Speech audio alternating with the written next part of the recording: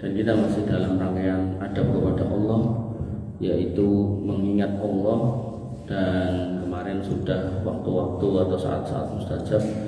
Sekarang kita masuk ke tempat-tempat mustajab. Jadi ada orang-orang yang nggak mantep kalau nggak di tempat mustajab. Lalah, ya di posisi sana. Oh, yang kuburan ini. Akhirnya dia melakukannya. Padahal sebenarnya dalam Islam semua sudah ada tata aturan. Tempat mustajab sudah ada, waktu mustajab sudah ada, orang mustajab sudah ada, keadaan mustajab sudah ada. Sehingga ketika panjenengan menginginkan doanya dengan terkabul, maka tinggal dengan kumpulkan itu. Apakah lagi di tempat mustajab sebagai orang yang mustajab, atau di saat yang mustajab, atau di keadaan mustajab. Nah, jangan kemudian mudah terbawa oleh sebagian orang yang berbohong. Dengan kuburan ini, sahabat UI, gitu kan. Nah, maka hal seperti ini kita harus hati-hati, karena agama ya, itu selalu sumbernya dari dalil. Bapak Ibu yang dirahmati oleh Allah Subhanahu wa taala. Tempat mustajab yang pertama, ketika kaum muslimin berkumpul di majelis ilmu. Nah, jadi ketika dengan majelis ilmu ini pengaosan, pengajian, itu jangan cuman istilahnya apa ya, fokus pada materinya saja. Itu baik, tapi kalau bisa dengan sambil wiritan, syukur-syukur sambil dungo. Nah, jadi ibarat pepatah itu dikatakan sekali mendayung 2-3 pulau terlampaui.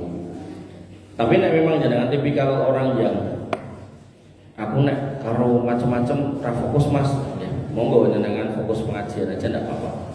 Cuman maksud saya kalau bisa sambil zikir, wirid atau berdoa itu lebih baik. Nabi SAW bersabda, man salaka tariqan yaltamisu lahu fi ilman sahhalallahu lahu tariqan ilal jannah. Siapa yang berjalan menempuh satu jalan yang isinya adalah menuntut ilmu, maka Allah akan mudahkan jalan menuju surga. Wa mastama'a qaumun fi baitin min buyutillah yatluna kitaballah wa yatadarasuna bainahum illa nazalat alaihimus sakinah wa ghashiyatuhumur rahmah wa hafathumul malaikah wa dzakarallahu fi man indah. Dan barang siapa yang kemudian berkumpul di rumah di antara rumah Allah dan mereka membaca Quran dan belajar isinya, nanti pengajian, di depan tadi juga pengajian, maka Allah akan menurunkan ketenangan, menurunkan rahmat, dan mengirim malaikat untuk menaungi panjenengan semua, dan nama-nama panjenengan disebut di sekitar malaikatnya. Wa man bata'a fi amalihi lam yusri fihi nasabu. Dan siapa yang lambat dalam amalnya, maka nasabnya tidak akan mempercepatnya. Ini menjadi dalil Bapak Ibu yang dirahmati oleh Allah. Jenengan bermajelis ilmu itu fisabilillah. Kemudian jenengan duduk di masjid majelis ilmu, maka di situ jenengan diturunkan ketenangan dan rahmat.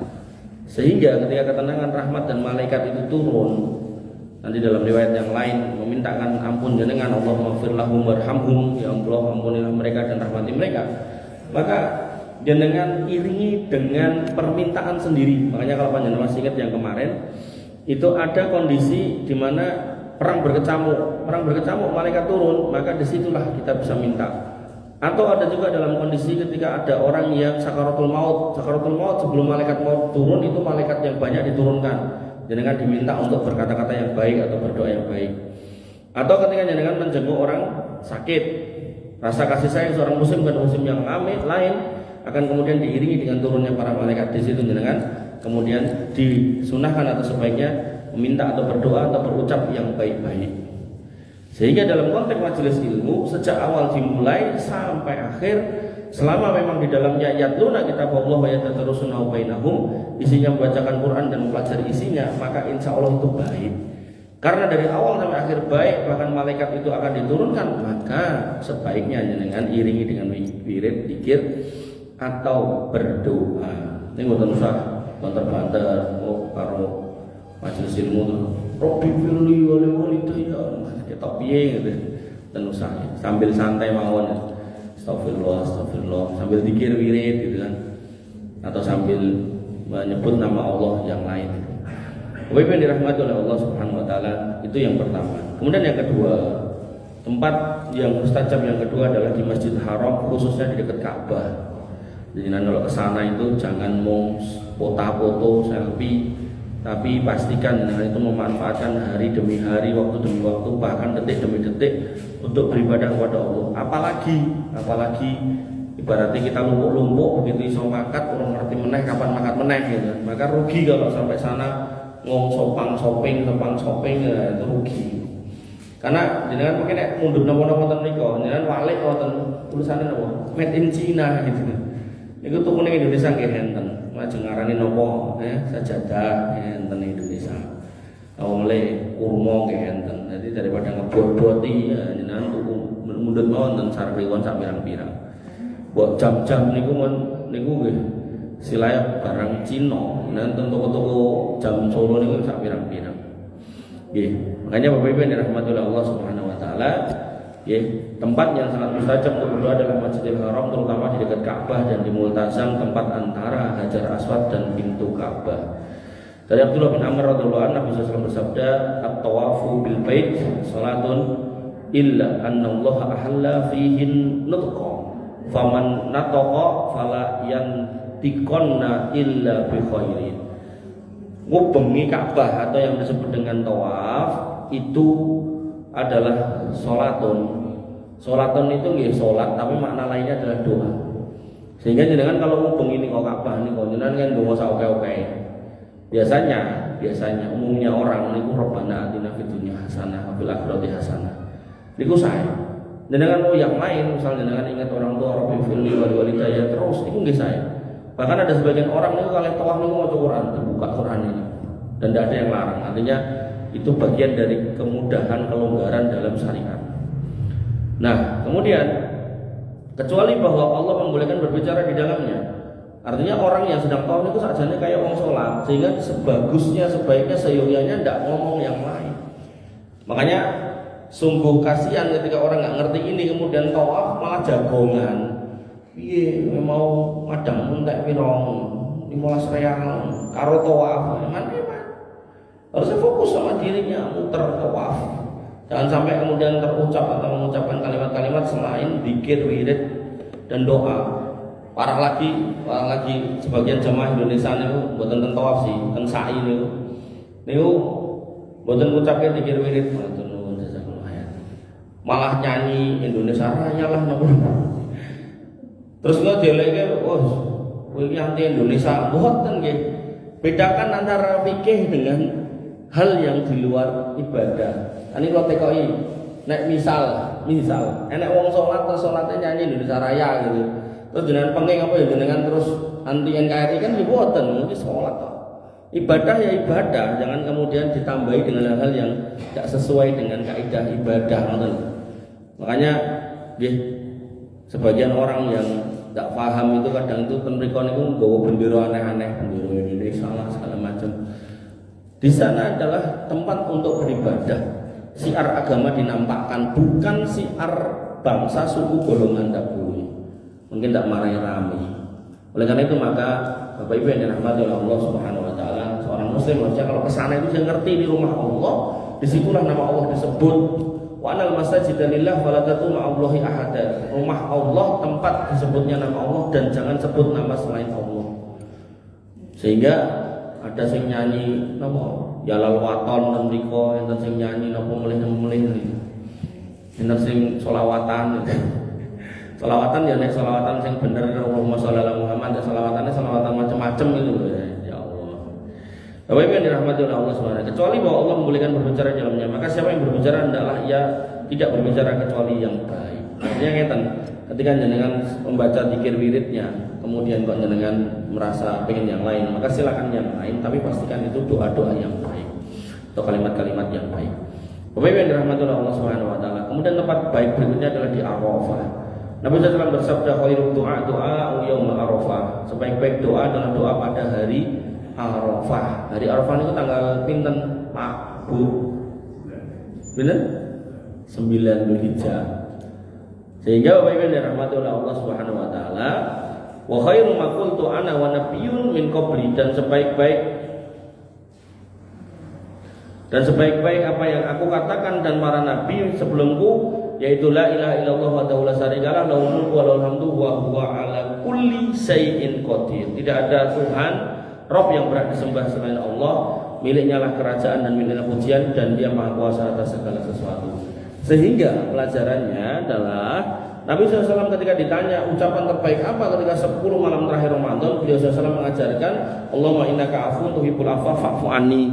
Maka ketika 10 awal bulan Dzulhijjah, wabil khusus di hari Arafah, ucapan atau zikir terbaik adalah la ilaha illallah wa la syarikalah lahul mulku wa lahul hamdu wa huwa ala kulli syai'in qadir. Ini menjadi dalil ya, dengan mau berdoa apapun baik. Tapi kalau di antara semua yang baik, dengan mau pilih yang terbaik, inilah ucapan yang terbaik. Inilah zikir wirid yang terbaik, nah, yang disampaikan, diajarkan oleh Nabi Muhammad SAW di hari Arafah. Dan memang di tempatnya sana di padang Arafah, di hari Arafah itu adalah saat dan tempat terbaik, ya. Tapi waktu terbaik juga pas hari Arafah di luar tempatnya sana. Sehingga nanti dalam bab keutamaan hari dan malam, 10 malam terakhir Ramadan itu terbaik di malamnya, 10 awal Dzulhijjah itu terbaik di siangnya. Pramila, kenapa kok terbaik di malamnya di 10 akhir Ramadan? Karena ada Lailatul Qadar. Kenapa terbaik di siangnya 10 awal Dzulhijjah? Karena ada hari Arafah. Ngoten.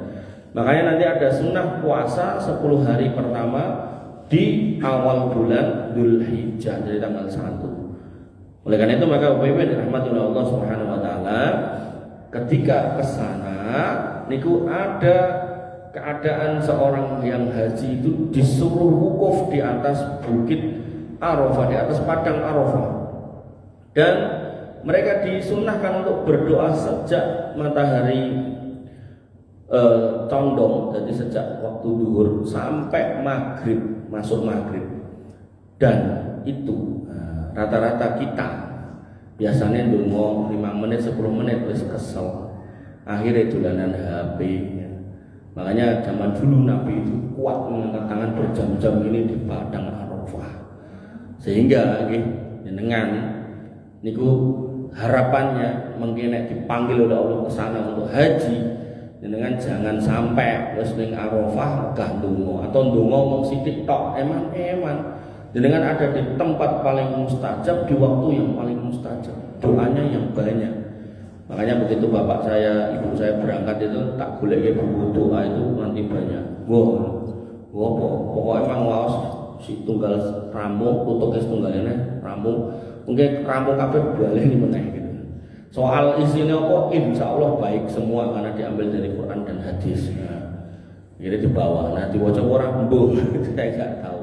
Makanya Bapak Ibu yang dirahmati oleh Allah Subhanahu wa taala, panjenengan kalau ada tonggo yang mau haji, ya, membelikan buku itu, nanti beliau baca ya toh, dan mereka jenengan untuk transferan pahala.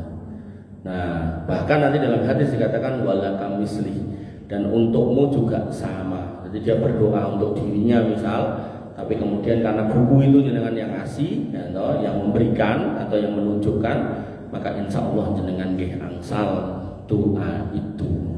Makanya beramal dengan cerdas itu penting. Jangan kemudian gini, ada sebagian orang yang Allah belum izinkan ke sana, dino-dino mau meratapi.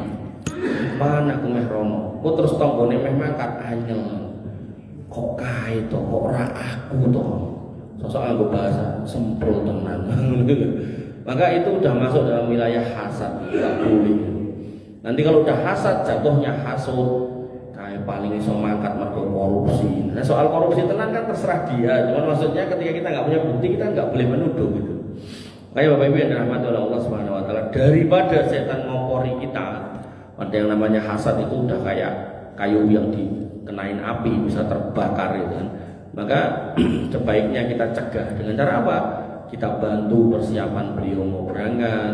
Bahkan kalau perlu tadi kita carikan buku yang baik yang isinya doa-doa yang nanti dia tinggal dibaca. Bapak Ibu yang dirahmati oleh Allah Subhanahu wa taala. Kemudian termasuk tempat yang baik adalah di Jamarat, tempat melempar jumroh di sana. Berdoa setelah melempar jumroh, terutama jumroh sughra dan jumroh wusta, adalah saat yang mustajab dalam ibadah haji. Dari Abdullah bin Mas'ud radhiyallahu anhu, kana yarmil jamrata al-kubra bisab'i hasayat. Nabi SAW melempar jumroh kubra atau jumroh akobah dengan 7 kerikil. Yukabbir ma'akul hasayat, dan setiap melempar beliau SAW bertakbir. Summa taqaddam faja'alal bait an yasari, kemudian beliau maju dan menjadikan Ka'bah itu ada di sebelah kirinya. Kemudian wa mina an yamini, dan Mina di sebelah kanannya. Summa da'a tawilan, kemudian berdoa yang panjang. Nah, da'a tawilan di sini itu terserah dengan mau doa apa, enggak ada tata aturannya masing-masing. Nah, kadang jamaah haji itu ndak fokus di da'a tawilan ini, fokusnya bandeme niku. Sing dikengken kon golek krikil cilik, dhek golek watu gede. Alasane nggo bandem setan, padahal setane mboten enten. Entene wong cagak. Cagak niku nggih ibaratnya nggih tujuan bandem niku. Walaupun mungkin ini dulu ada proses peristiwa tentang Nabi Ibrahim melempar setan karena mengganggu, bisiki, meragukan hati supaya enggak jadi menyembelih putranya. Tapi kan itu dulu, saat ini setane pun mboten enten mriku. Sehingga ketika ada orang itu, wah, ndak fokus ning gondonga sing dawa ini yang lama ini, tapi dia malah fokus tentang bandeme. Begitu kerikile gak nemu, akhirnya sendale kancane diutangi. Dan ini musibah ya, musibah buat mereka yang nggak ngerti fikih. Makanya pentingnya belajar fikih niku ten niku agar kita itu beribadah tidak hulu. Makanya Allah mengingatkan la taghlu fi dinikum, kalau kamu beribadah atau berurusan atau berbuat dalam konteks agama jangan hulu, leluihan. Nah, karena leluihan itu tidak baik. Bapak Ibu yang dirahmati oleh Allah Subhanahu wa taala. Dan kemudian tempat mustajab berikutnya yang sering kita dengar yaitu raudhah. Raudhah disebutkan oleh Nabi SAW, ma baina baiti wa minbari raudhatun min riyadil jannah. Di antara tempat antara rumah, jadi jangan bayangkan Masjid Nabawi zaman dulu ngeten iki, mimbar Nabi dan mriki, rumahnya dan mriku. Nah, kata Nabi, antara rumah itu dengan mimbar ini adalah raudhatun min riyadil jannah, taman di antara taman-taman surga. Sehingga saat ini enten perluasan Nabawi ke depan, terus mereka ketambahan mereka. Nah, maka raudhah niki dadi rada depan tapi rada nengah sithik gitu. Nah, rumah mriku sebelah mriku niku jadi makamnya Nabi. Dan oleh ulama pada waktu itu diputuskan tidak boleh dipindah. Biar di situ. Jadi di situ ada makamnya Nabi, sebelah kanannya Abu Bakar, sebelah kirinya Umar bin Khattab, masih di situ. Dan kemudian dipager. Nah, rumahnya di dalam pagar. Jadi ulama bersepakat, ulama sana bersepakat itu tidak di dalam masjid. Makanya kalau ada orang yang berpendapat rumah Nabi di dalam masjid, makanya masjid itu tak kayak kuburan, itu keliru. Karena zaman dulu makamnya di luar masjid, tapi karena jumlah manusia makin banyak, mau nggak mau perluasan. Nah, karena perluasan para ulama sepakat itu nggak dipindah, maka mau nggak mau kelingkupan masjid, tapi tidak dihitung sebagai masjid. Sehingga nanti ya, jadi ini kotak ngoten terus enten pageri melih gitu. Dipageri melih yang mesti ngoten. Sehingga orang yang sholat di sebelah sono itu juga nggak dihitung menghadap kuburan. Ibaratnya ngeten, jenengan sholat masang batas di depan jenengan, itu namanya sutra. Sutra itu macam-macam, bisa tongkat, bisa kayu, bisa sajadah, bahkan nek tanah pasir bisa digaris yang saged. Nah, orang yang lewat depan jenengan itu tidak membatalkan sholat jenengan. Tapi kalau jenengan nggak pasang sutra, dilewati wanita yang sudah haid, maka sholat jenengan batal. Tapi kalau sholatnya jamaah, sutrohnya makmum itu ngikut imam. Jadi nek sing dilewati imam iso batal kabeh. Batal imamnya sithik, kemudian yang belakangnya maju. Sehingga Bapak Ibu yang dirahmati oleh Allah, ketika ngomongkan Masjid Nabawi, memang konstruksinya seperti itu bukan karena pingin seperti itu, tapi karena para ulama tidak mau memindahkan makam Nabi, sedangkan masjidnya tetap harus diperluas.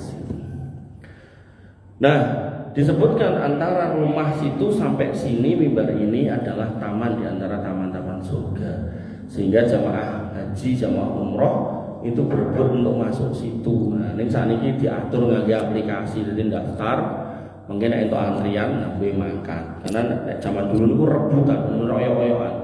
Sehingga sing awake gede dhuwur menangan. Nek sing mboten gede mboten dhuwur biasanya kalahan. Ya enten juga sing cilik-cilik enten iso nyempil-nyempil bisa saged, tapi penuh perjuangan dan penuh pengorbanan. Bapak dirahmati Allah Subhanahu wa taala, termasuk yang mustajab doa lagi yaitu Masjid Quba. Masjid Quba itu adalah masjid pertama yang dibangun oleh Nabi Shallallahu alaihi wasallam ketika datang ke Madinah. Datang ke Madinah yang dilakukan pertama kali itu membangun masjid. Nah, terus entah Nabi itu dilepaskan, di mana dia berhenti, disitulah dibangun masjid. Lalah itu tanahnya anak yatim dan akhirnya dibebaskan dan dibangun Masjid Quba. Dari Sa'al bin Hunayf radhiyallahu anhu Nabi SAW bersabda, "Man tatahhara fi baitihi," siapa yang wudu di rumahnya, summa ata masjid Quba, kemudian datang ke Masjid Quba, fa shalla fi, kemudian salat di dalamnya salatan dengan sebuah salat sunnah, kana lahu ka'ajri umratin, maka dia seperti orang yang melakukan umrah, dapat pahala umrah. Sehingga ketika masjid ini punya keutamaan seperti itu, maka disunahkan banyak berdoa di situ. Ayo nek misal tindak umrah niku pokoknya sangune selain duit lan sak piturute niku nek saged niku buku doa. Syukur-syukur doanya itu sudah spesifik sesuai keadaan jenengan. Misal punten mangkat menika dengan membawa cerita sebel karo anak, pengen luruske, pengen doake anak, niku langkung saya. Atau mungkin pengen mendoakan sinten lah gitu kan, nah niku langkung saya. Atau mendoakan dirinya sendiri karena sakit dan seterusnya, itu juga lebih baik. Tapi kalaupun tidak bisa ya sebuku donga niku mau semuanya itu juga baik-baik aja. Jangan sampai kamu tentunya kayak sebagian orang mereka ini tinggal piknik. Kok enak ini foto baru ini lungoh. Ndak sholat, ndak donga gitu kan, rugi. Baru kita belajar gitu kan. Nah maka itu kerugian ya. Bapak Ibu yang dirahmati oleh Allah Subhanahu wa taala. Kemudian tempat berikutnya yang mustajab.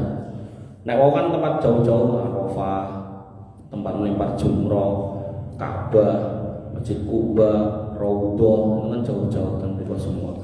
Nah, ini dekat, bahkan sangat dekat. Dan dengan bisa mendesainnya dimanapun. Nah, Nabi SAW bersabda, "Aqrabu ma yakunul abdu min rabbihi wa huwa sajidun fa'aksiru ad-du'a." Saat dimana Allah itu dekat banget dengan hambanya adalah ketika dia si hamba ini bersujud. Maka banyaklah doa waktu sujud. Sujud di sini maknanya bukan mung sujud tok, tapi lebih kepada sholat. Sehingga Bapak Ibu yang dirahmati oleh Allah Subhanahu wa taala, ulama kemudian memberikan penjelasan sujud yang seperti apa. Ada khilaf ulama. Satu, ada yang mengatakan pada semua sujud. Dua, ada yang mengatakan di sujud terakhir. Nah, yang benar yang mana? Wallahu alam. Maka ketika jenengan bermakmum, lalu imamnya suwe banget ling sujud, lalu kemudian jenengan sudah membaca bacaan sujud, Subhana rabbiyal a'la wa bihamdi, Subhana rabbiyal a'la wa bihamdi, jenengan sudah ngulangi 3 kali. Kok imame boten bangkit dari sujudnya. Nah, di situ kesempatan jenengan nambahi doa yang lain. Dan doa yang lain ini, ya, saya lebih condong kepada pendapat yang menyatakan sebaiknya doa dalam bahasa Arab karena itu rangkaian ibadah. Lah nek gak hafal Mas, hafalin jenengan nopo? Robbi firli nggih angsal, Allahumma firli nggih angsal. Atau sebagaimana perkataan Syekh Abdul Razak Al-Badr, Rabbana atina fid dunya niku nggih angsal. Pun monggo, mana yang paling mudah. Tapi catatannya jenengan enggak boleh nyeri dibandingkan imam. Mungkin imam pun ngatur Allahu Akbar jenengan cek donga ya ora mari-mari imam nganti alhamdulillah rabbil jenengan sujud gitu kan. Itu enggak boleh. Artinya seorang makmum ya, harus menjadikan imam sebagai patokannya. Inama ju'ilal imamu liyu'tamma. Imam itu dijadikan untuk diikuti. Ketika dia sujud, kita ikut sujud. Ketika dia bangkit, kita nyusul bangkit. Makanya kita tidak boleh mendahului imam, tapi juga nggak boleh nyeri dari imam. Sehingga ketika jenengan mau menambahi doa pas sujud niku mau dengan semua sujud itu tadi, maka pastikan nggih dongane mboten sak dawa-dawa sehingga nanti imam wis ngadeg dengan tesih sujud. Nah, kemudian pendapat yang kedua yaitu sujud terakhir pada saat sholat, maka itu juga tidak bisa disalahkan, ya tidak apa-apa. Nah, sehingga ketika jenengan posisi sedang sholat dan kemudian imamnya lama, maka jenengan menambahi doa itu juga tidak apa-apa. Wabil khusus ketika jenengan sholat piyambakan, sholat sunnah, entah rawatib, entah apa, tahiyatul masjid, entah duha, entah nopo, entah tahajud, entah witir, niku jenengan sujud yang lama, mang berdoa minta kepada Allah Subhanahu wa taala. Bapak Ibu yang dirahmati oleh Allah Subhanahu wa taala, dan tambahannya adalah selain ketika sujud ya, itu yang boleh ditambahi doa selain bacaan sholat di saat sholat itu adalah sebelum salam. Jadi setelah jenengan membaca tasyahud akhir sampai di innaka hamidum majid, terus jenengan minta perlindungan dari 4 hal. Allahumma inni a'udzubika min adzabil qabri wa min adzabil jahannam wa min fitnatil mahya wal mamat wa min syarri fitnatil masiihid dajjal. Nah, di situ jenengan bisa nambahi doa, terserah jenengan. Tapi syaratnya saya lebih condong kepada pendapat yang menyatakan harus berbahasa Arab. Sehingga mulai sekarang saran saya jenengan pilih dan pilah doa yang menurut jenengan itu memang dibutuhkan oleh diri jenengan. Lalu apalah itu. Bar jenengan apal, praktekan. Praktekan di mana? Ya nek salat piyambakan ya ning semua sujud silakan dibaca dulu doa sujud terus tambahin niku. Atau kalau jenengan makmuman, maka kalau imamnya randang ngadeg saya sujud, jenengan tambahkan doa tambahan itu, atau di saat sebelum salam. Jadi ampun kesesuaian salam. Jadi sebelum salam niku ya setelah innaka hamidum majid, setelah min syarri fitnatil masiihid dajjal, jenengan tambahi Allahumma inni a'udzubika minal ma'sami wal maghram. Ya Allah, aku berlindung dari banyak berbuat dosa dan terlilit utang misal.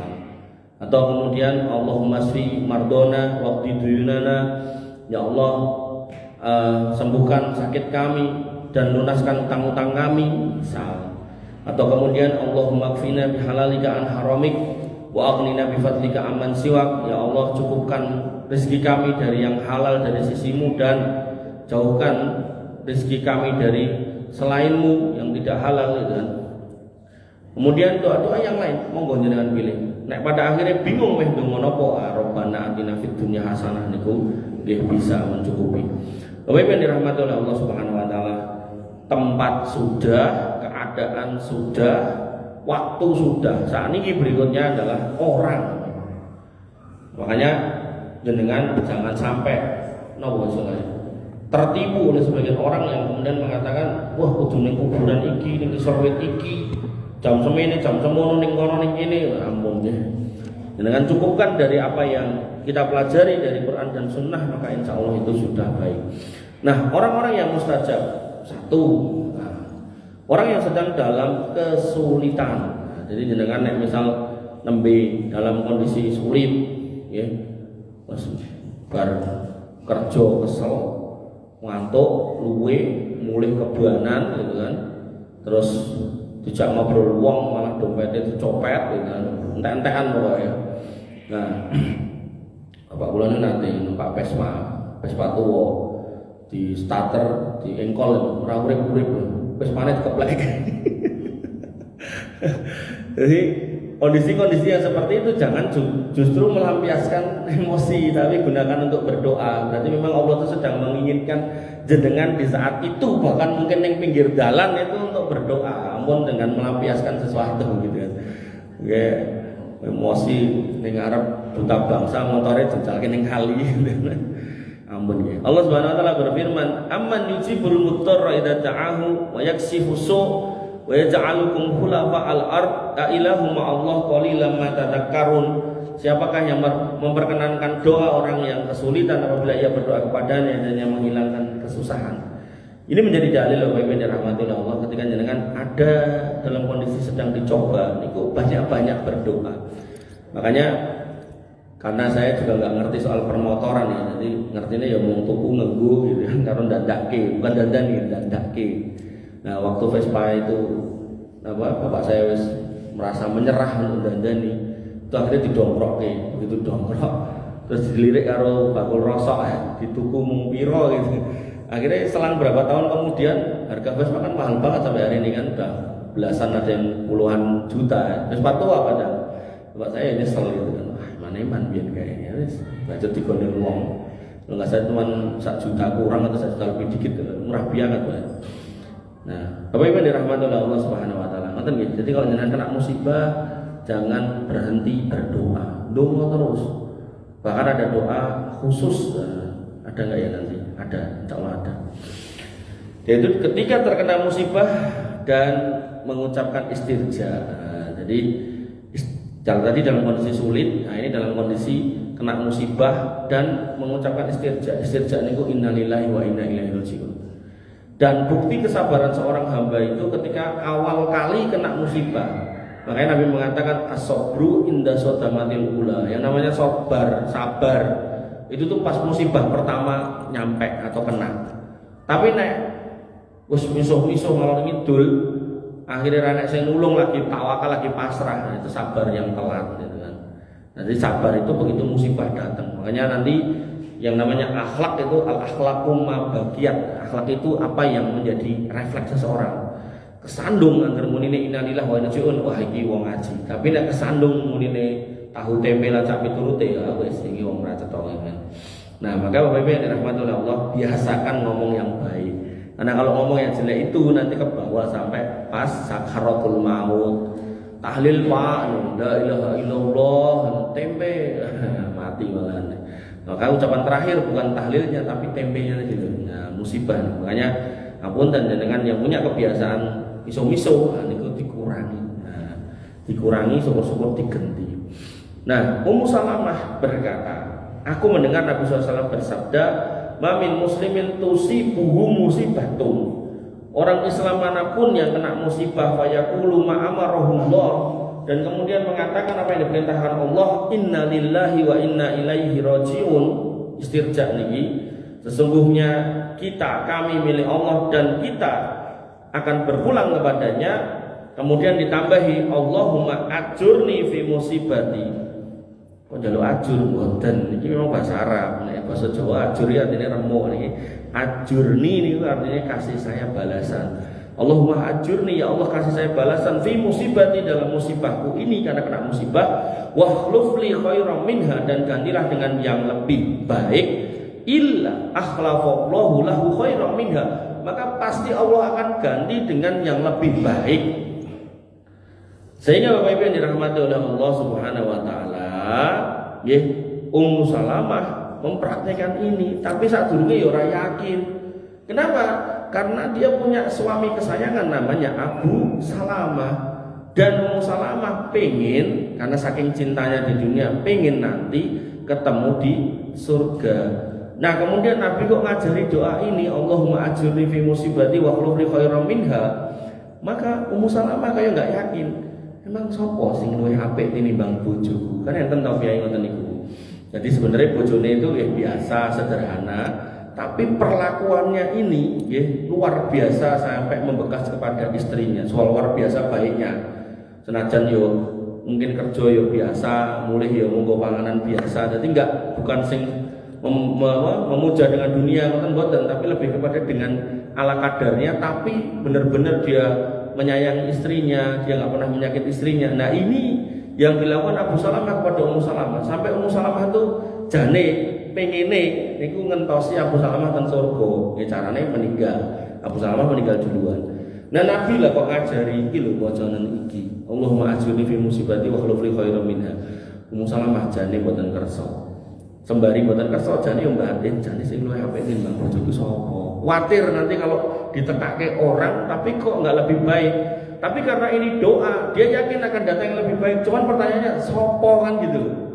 Jadi ya akhirnya begitu beliau berdoa itu yang datang ya Rasulullah. Ya wes, siapa yang berani mengatakan Rasul nggak lebih baik daripada Abu Salamah? Ya rawani ya, tetap ditompo gitu. Makanya Bapak Ibu yang dirahmati oleh Allah Subhanahu Wa Taala, ya jangan ragu dengan berdoa seperti itu. Wah, aku bojone nesu-nesu. Allahumma ajurni fi musibati wa khlufli khairan minha. Dijoli, Mas, apa-apa tungakno ngono. Dijoli bojo sing padha ning ora galak. Artinya orangnya bisa jadi berubah, nggak diganti orangnya. Artinya teknis menggantinya itu terserah Allah, bukan berarti terus nek ndonga kuwi terus kudu ijol wong itu mboten. Mungkin dia kemudian dilembutkan hatinya, dibikin sabar, ngoten. Nang prakteke lho pokoke. Ojo anggere digoleke pira-pira kurang gitu kan. Atau mungkin sebaliknya yang ibu-ibu dimasake opo wae kok mesti enek wae komentar elek. Nah niku mantungani. Allahumma ajurni fi musibati wa akhlif li khairan minha. Nah, berarti kok dijoli wong liya mboten. Ya orangnya mungkin sama, tapi sifatnya dirubah. Ngoten lho. Bapak-ibu yang dirahmati oleh Allah Subhanahu wa taala. Nah, kemudian ada lagi orang-orang yang dia kalau berdoa yang baik maka akan dikabulkan. Itu disebutkan ada 3 orang. Yang pertama, salah satu la yuraddu du'a'uhum. Ada 3 kelompok manusia yang doanya tidak akan ditolak. Yang pertama, adzakiru lillahi katsira. Orang yang banyak berzikir kepada Allah. Makanya panjenengan kalau tadi pengaosan betul tasbih entuk ngangge driji entuk istighfar. Tasbih, tahlil, takbir monggo alon-alon mawon. Sehingga nanti ketika jenengan udah rutin itu zikir adzakirin, ketika jenengan sudah menjadi orang-orang yang rajin berzikir, barangkali suatu ketika jenengan niku kepepet. Wis cara butuh duit iki golek silian kene-kene ana sing ngili, terus nembung yo ana sing ngekeki. Nah, cobi mengangkat tangan ke langit. Barangkali dengan sebab jenengan yang rajin berzikir, Allah kemudian membukakan jalan dan itu mudah buat Allah. Nah, mudah itu kalau lewatkan di mas, terserah Allah. Ketika Allah menginginkan barangkali ada orang datang ke tribun jenengan dia bisa, atau mungkin jenengan untuk gawean duduk sumur barang keduduk ternyata enak emas batangan 3 kilo. Nah, barangkali siapa yang tahu. Dan semua itu mudah bagi Allah. Terus saat ini lho enten piyai kula tanten napa niku Sadranan. Sadranan itu kan tempat wisata loh. Banyak orang ke sana untuk piknik. Pas Covid kan belas, mboten enten wong piknik. Terus otomatis mereka kan tetap harus nyari makan, tapi udah hari-hari udah ning golek makan sudah di piknikan itu. Akhirnya yang terjadi apa? Mereka mau ganti profesi wis kangelan. Karena mungkin sudah tahun-tahunan di situ. Yang mereka lakukan apa? Akhirnya dapur-dapur pasir pantai, Pak. Ning cerita kali kula, dapur-dapur wonten niku kadang niku nek bejo sosok nemu emas 3 gram, 4 gram wonten niku. Ya penganggon-penganggone piye-piye sing ceblok niku. Nah, maka ya kita enggak akan tahu rezeki Allah itu datang dari mana. Makanya Bapak Ibu yang dirahmati oleh Allah Subhanahu wa taala, kita ikhtiar iya, kita kerja iya. Tapi sembari kita ikhtiar dan bekerja, jangan lupa kalau yang ngasih rezeki itu Allah, maka biasakan dengan zikir sehingga ketika jenengan nanti butuh itu Allah itu akan memberikan apa istilahnya? Privilege, keutamaan, akses khusus. Mergo wong iki gaene zikir. Tapi nek gaene miso-miso, alah dongo nganti piye ngono ya ora karuan. Mergone gaene miso-miso gitu kan. Makanya yang miso-miso itu diganti zikir gitu kan. Dia kesandung innalillah, macane kaget, tumben gitu. Wis tobat. Ngoten mawon. Tenan menapa? Nek angkringan ngombe teh bismillah, tumben iki. Oh, ben setane lunga kono lunga. Bapak yang dirahmati oleh Allah Subhanahu wa taala. Yang pertama, adzakiru lillahi katsira. Banyak berzikir. Kemudian yang kedua, wa taqwatul madlum, dan doa orang-orang yang terdolimi. Dan hari ini jenengan itu termasuk banyak yang terdolimi. Nah saat ini kalau nanti nggak tahu, saya pernah ngitung di sini mboten. Niku korupsi niku nek di total 12 terbesar. Dari mulai Pertamina, PT Timah, terus Jasara Harja, Jiwasraya, PLBI, itu totalnya 1.613 triliun. 1.613 triliun. Niku nek negara bisa ngambil 1 triliun aja, itu bisa buat sekolah ke anak Indonesia 6.250.000.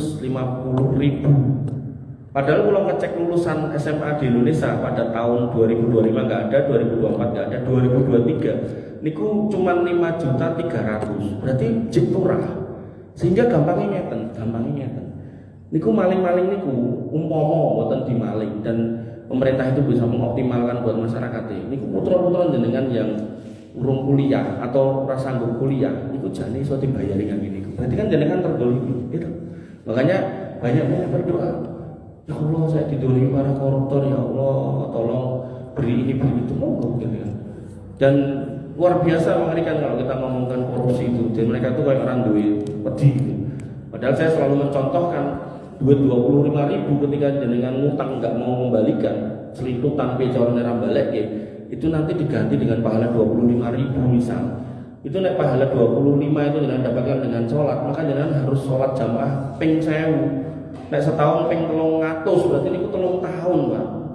Makanya Bapak Ibu yang dirahmati oleh Allah, sholat 3 tahun punya utang selawe bagaimana halnya dengan selawe miliar, selawe triliun? Maka itu luar biasa mengerikan. Makanya jangan pernah punya kepikiran enak yo kayak sing koruptor nyolong semene penjarane semene aku yo gelem. Nah itu nanti nek jadi donga repot. Jenengan sugih gara-gara korupsi, tapi nanti di akhirat pertanggungjawabannya luar biasa.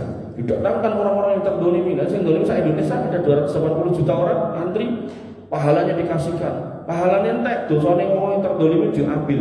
Sehingga dia nggak tersisa kebaikan, cemplungin rokok. Makanya salah satu hakim yang ketangkep KPK itu Umay Kartosuro, SMP Kartosuro, SMA Kartosuro, niku terkenal royal. Anggarannya kegiatan nopo mawon nyumbang, mau yang berbau keagamaan, sosial, bahkan yang berbau budaya, wayangan, untuk nyumbang selalu terdepan. Tapi nyolongan itu 60 miliar, bahkan sebelum diangkut sama kejaksaan niku kayak ini tipkan satpam niku 500 juta. Jadi duit itu kaya mau gari nyaruk ngoten mawon. Makanya jenengan ndak usah silo sama yang ngoten-ngoten. Selama itu haram, bukan haknya, maka ndak perlu kita pengen. Karena kalau sampai mendolimi bahaya, dan orang yang terdolimi doanya mustajab. Lah nek ndongak elek ning wonge piye carane mungkin gak bisa membalas. Satu lagi wal imamul muqsid, dan imam yang adil. Nah, imam yang adil niki bisa juga jenengan dalam konteks rumah tangga. Pramila jenengan yang umpami enten yang istrinya 2, tapi mengingatkan orang yang nanti di akhirat dibangkitkan dengan pundak yang semper miring, ya itu karena dia beristri lebih dari 1 tapi tidak adil. Nah, bojoku siji Mas, berarti aku mesti adil ya. Berarti nanti konteksnya adalah kepada anak. Kadang anak lebih dari 1 atau lebih dari 2, kadang nggak bisa dipungkiri ada kecondongan cinta kepada salah satunya. Tapi jangan sampai kecondongan cinta itu membuat kita tidak adil. Mungkin ada orang tua niku sing ngomong ning anake, wis pokoke omah iki nggo anak ragil. Soalnya aku meh urip nganti-mati melu anak ragil. Nah, ucapan ngoten niku mboten leres. Nggih. Sehingga harus dikoreksi. Maka Bapak Ibu yang dirahmati oleh Allah Subhanahu wa taala, imam yang adil ini tidak selalu harus konteksnya presiden, menteri, gubernur dan seterusnya, bisa juga kita. Maka dari mulai kita belajar adil, barangkali nanti diangkat jadi RT, RW dan seterusnya, kita sudah terlatih untuk selalu berbuat adil. Wabillahi taufiq wal hidayah, mugi-mugi bermanfaat, kirang langkung pun